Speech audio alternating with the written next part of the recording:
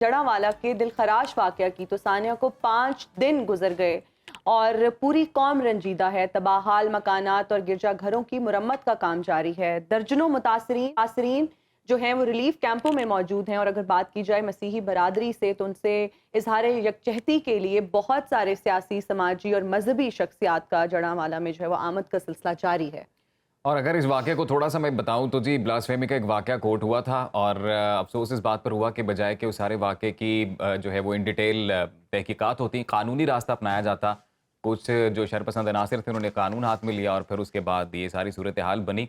तो जी, मेरे तो हिना ज़हन में कायद-ए-आज़म मोहम्मद अली जिन्ना बानी पाकिस्तान की एक तकरीर आती है जो कि अमूमन हमारे सभी देखने वालों ने सुनी भी होगी, देखी भी होगी, जिसमें उन्होंने आज़ादी के वक्त ये तकरीर की थी कि जो हमारी माइनॉरिटी हैं, जो हमारे भाई हैं, मसीही बरादरी, हिंदू बरादरी, सिख बरादरी, हमारे मुल्क में सबको इक्वल राइट्स हैं और इनको इजाज़त है कि जी अपने मज़हब के मुताबिक अपनी इबादत गाहों में जाएं और जाकर अपनी इबादत करें। लेकिन जब भी हम देखते हैं कि इस तरह के वाक़यात आते हैं तो फिर उसके बाद जो अदम बर्दाश्त का एक पहलू सामने आता है और फिर इस सारी सिचुएशन को आलमी मंजरनामे पे जो हमारे दुश्मन ममालिक हैं वो किस तरह से एक्सप्लॉइट करते हैं, तो ये भी अफसोस की बात होती है। लेकिन बहरहाल कलर्स ऑफ पाकिस्तान चूंकि हमारा एक सेगमेंट है और इस सेगमेंट के ज़रिए से हम ये पैगाम रहता है, हमारी ये कोशिश रहती है कि हम लोग इस प्लेटफॉर्म को इस्तेमाल करते हुए इंटरफेथ और इंटर रिलीजियस जो हार्मनी है उसका मैसेज आगे पहुँचाएँ। तो इसी सिलसिले में हमारी साथी ओकाशा जो पहुँची गुजरांवाला के कदीम मंदिर और चर्च में, तो अहवाल उन्हीं की ज़ुबानी जानते हैं।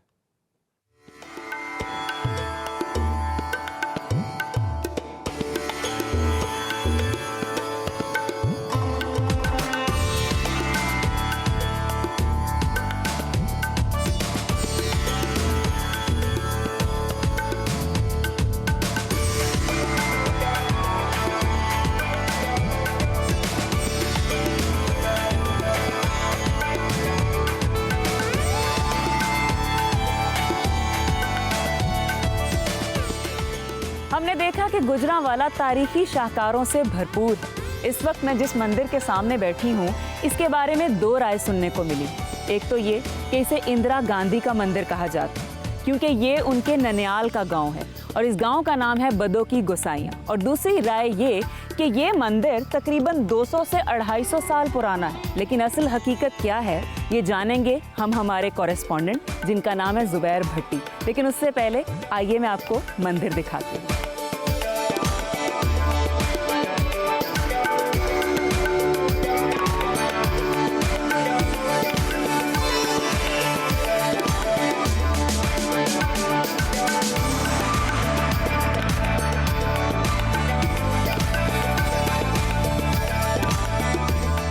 हमारे नाज़रीन को आपने बताना है कि इस मंदिर को इंदिरा गांधी के नाम से मंसूब क्यों किया गया?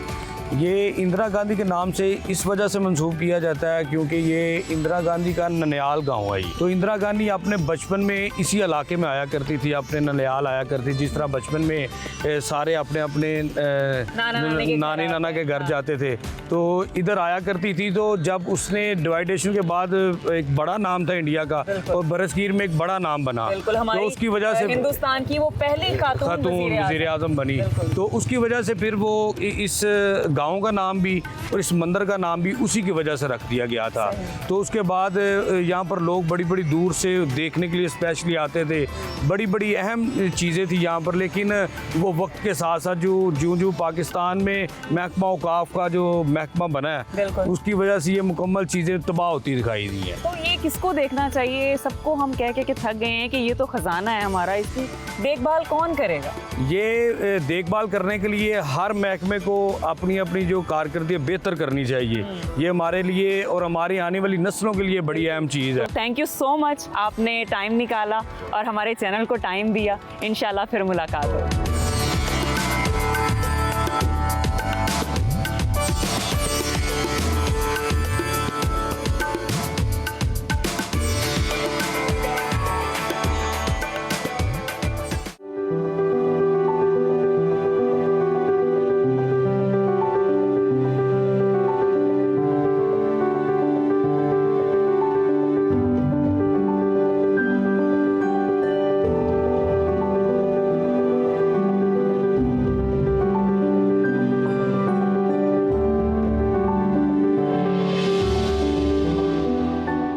इस वक्त मैं मौजूद हूँ एक ऐसे चर्च में जिसके बारे में मैंने सुना है कि ये तकरीबन 150 साल पुराना है। यहाँ पर हमारे साथ मौजूद हैं यहाँ के पादरी हारून अजमल साहब। अस्सलाम वालेकुम। वालेकुम सलाम। कैसे हैं आप? मैं ठीक हूँ, खुदा। सबसे पहले तो ये बताइए कि जो मैंने कहा कि ये 150 साल पुराना है, क्या ये सही है? बिल्कुल, बिलाशुबा ने वो बात कही जो पाकिस्तान में और इंटरनेशनल सबको जानना बड़ा ज़रूरी है कि बरसगीर पाको हिंद में जब अंग्रेज़ बसते थे तब ये चर्चेज़ बनाए गए। इनकी बनावट उसी तर्ज की है और ये चर्च 1849 में बनाया गया। मेरे दोनों तरफ जहाँ खड़े हैं ये मॉन्यूमेंट है। ये असिस्टेंट कमिश्नर इस चर्च के मेंबर थे और वो घोड़े से गिरे 24 इयर्स के थे, उनकी डेथ हो गई। अच्छा। इस तरफ देखिए तो बंगाल रेजिमेंट का एक शख्स था जिसकी डेथ हुई और वो ऑफिसर था, उसके दोस्त ने ये मॉन्यूमेंट बनवाया। अच्छा। और ये यहाँ पर लगाया गया। सही। ये चर्च अगर आप इसको ऊपर से देखें तो